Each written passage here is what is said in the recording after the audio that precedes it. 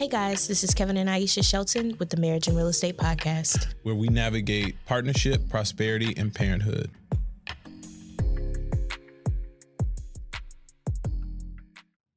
Hey guys, this is Kevin Shelton with the Marriage and Real Estate Podcast. And in honor of Mother's Day, obviously my wife is not here.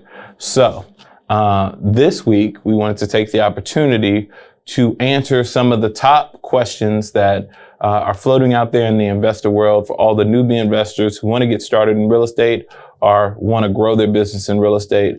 And maybe they just need that kind of next step or push. So I'm going to give you the top 10 questions as mentioned by a couple of forums, and we'll jump right into it. So first question, number one, how do I determine the value of an investment property? Well, the thing about an investment property is it really depends on what your strategy is, because your strategy can vary between flipping, wholesaling, rentals, Airbnb. There's so many different strategies out there to invest in real estate. The value would change based on your strategy. So it's not necessarily how do you determine the value of an investment property. It's how do you determine the value for you based on your strategy.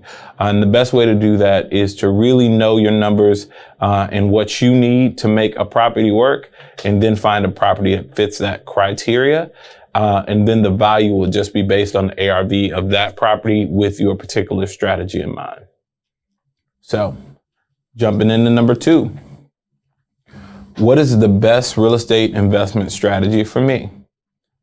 Well, that's a super broad question too, because it really depends on what kind of lifestyle you want to lead. So we've done everything from flipping to buying rentals to we've wholesaled some. Of course, now we do new construction primarily. Aisha's a realtor. So there's a lot of different strategies to choose one from. And you have to choose the right strategy for you and your lifestyle. So if you're looking for kind of residual income, you want to buy yourself out of your job, then rentals might be the way to go. If you want to create, those large lump sums of income, then flipping might be the way to go. If you have a particular knack for building or numbers and financing is not a problem, new construction may be the way to go. But it really just depends on you. It's finding the right mix of strategy and your skill set to find the combination that will work for you in your life. Cool. How do you find a profitable investment property? So, profit looks different to a lot of different people. Some people don't mind making $100 a door. Some people want to make $500 a door on the rental side. Some people don't mind making $5,000 on a flip. Some people want to make $50,000. It really just depends on, do you know what you're comfortable with? What you're comfortable risking to make income, right? Whether that's passive income on a monthly basis or large sum income from, a capital gains perspective. So you have to determine what kind of, essentially what your threshold is and what you need to make, to be honest, because you might need to make $30,000 on the flip to make it to the next project or to pay your bills for the year. You might be cool with making $5,000 on a flip if you don't need that. So it's 100% based on you. It's just like picking the investment strategy or finding the value for an investment property. It's you specific, right? So profitability can ebb and flow. It's just really based on ultimately the direction that you choose to go. Can I begin investing in real estate with no money? Yes. So this is kind of a buzz question. And a lot of people ask this question like, oh, can I get started in real estate with no money? Technically, yes, you can.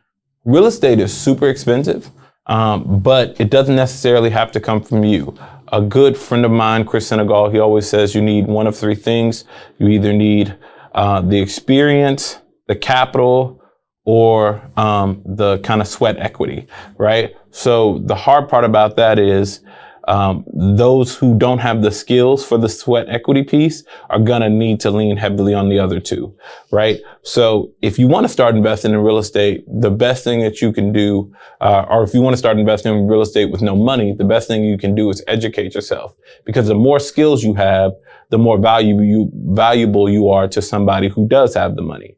Because if you don't have the money and you don't have the skills, it's really hard to put those two things together for you to make a real estate deal happen. So you need kind of one or the other, and be able to find a team and put people around you to help do the other sides of that. Question number 5. Do I need a real estate agent to buy a property? Technically, no, but it's smart to use a realtor. So when we started investing, we did not use a realtor, and then Aisha got licensed along the way. We learned a lot of lessons in that, because one of the things that you don't get the benefit of when you don't work with an experienced agent, or with an agent at all, is you don't have somebody fighting for you on the negotiating table that understands the legalities of buying real estate in your area. You also don't get to lean on their experience of transactions. If you've never bought a house and you're going into it blind, there's a lot of documents and paperwork and liabilities that you could be signing yourself up for that you don't necessarily understand if you don't have somebody kind of fighting in your corner representing you. So they always say an attorney who represents himself has a fool for a client. It's the same thing with an investor. An investor who represents himself has a fool for a client, because ultimately you want as many skilled professionals on your team to help you get the deal done and also make money, because if you aren't able to navigate all the situations that come with transactions, which there's many different pitfalls in transactions, then you're setting yourself up for failure. So while you don't need a realtor, I definitely highly advise you to use a realtor. And if you're in the Houston market, of course, Aisha Shelton is a realtor. We have a realty team here with the Braden Real Estate Group. And we would love to help you out. So hit us up, drop a note in the comments or DM us or all that good jazz, and we'll help you. How can I learn about real estate investing? So welcome to the Marriage and Real Estate Podcast, right? Podcasts, books, seminars, conferences, they're all great places to learn about how to get started investing in real estate. When we got started investing in real estate, we literally studied real estate for 2 years before we ever invested $1. And a lot of that time was spent not only consuming books and podcasts and like Bigger Pockets podcasts. At the time, I think they had 300 episodes, and I listened to every single one, starting in episode 1 and went all the way to 300. Now they're like 390 or almost 400. So it's obviously been a while, right? But in your journey, the best thing that you can do is educate yourself with every tool and resource that's available to you. Learn from other people. Go to networking events. Speak to other real estate investors. Seek people out who are doing what you want to do. And that way, you surround yourself by real estate investors that have experience and knowledge, and you can lean on those experienced investors to learn from. So yeah, the best way to get started is to start with, educating yourself. So yeah, that's how you can learn about real estate investing. So number 7, how do you find great tenants? So you find great tenants by having great criteria, right? The rental property market is on fire. People are renting houses left and right. There's not enough inventory for renters or buyers right now. So you'll have a lot of applications for any rental you put on the market. But the key is having the criteria in place to vet the tenants. You really want to know what you want. So whether that's income, credit score, criminal background, do they smoke or not? Do they have pets?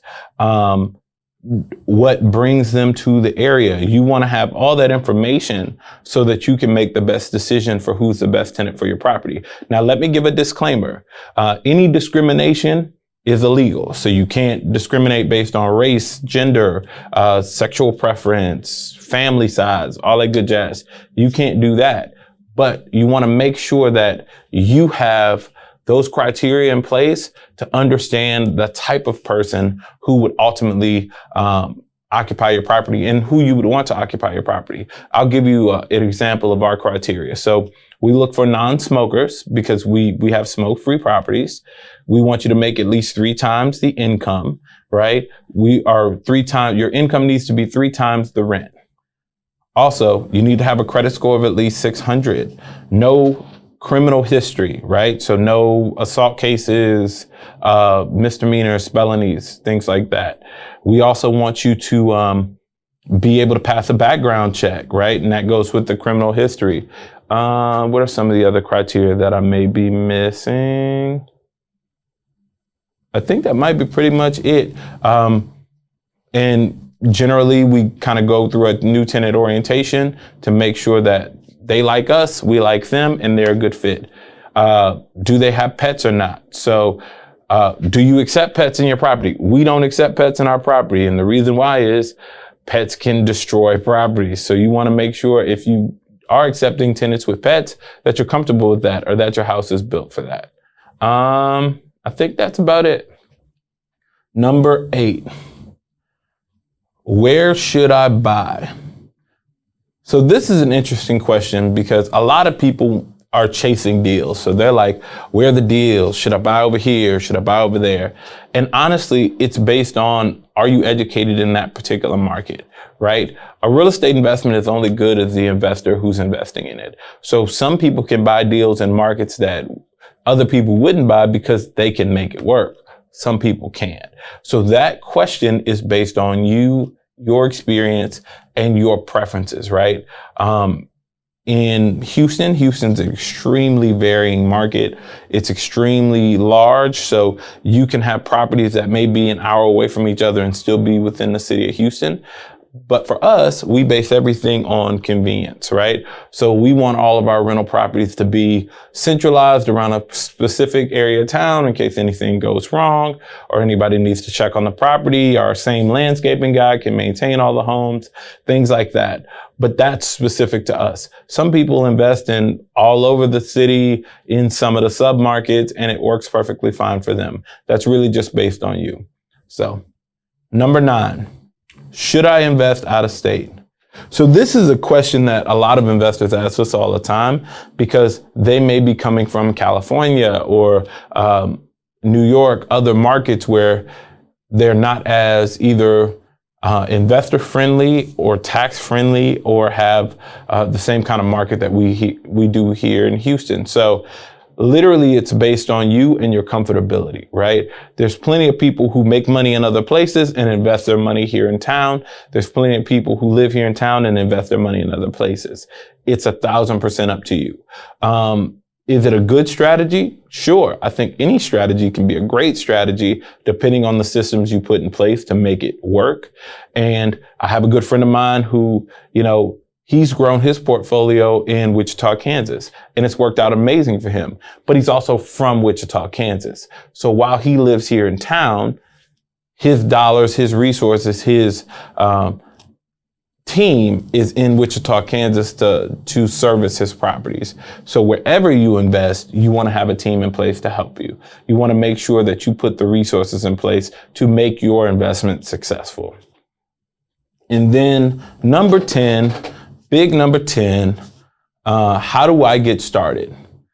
So people ask us this all the time. And honestly, the answer is super, super simple. You get started by starting, whether that's starting to educate yourself, starting the process of working with a realtor, starting the process of networking with other investors, starting the process of actually putting your money out there and buying something, right? Get started by getting started.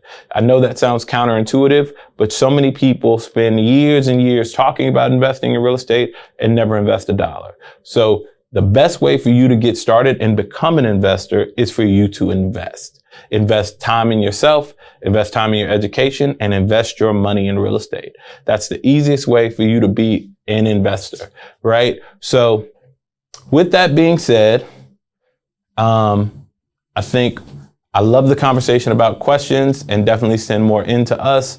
We look forward to hearing you guys, getting feedback on these questions I've answered today. Aisha will be back next week. But this is the Marriage and Real Estate Podcast.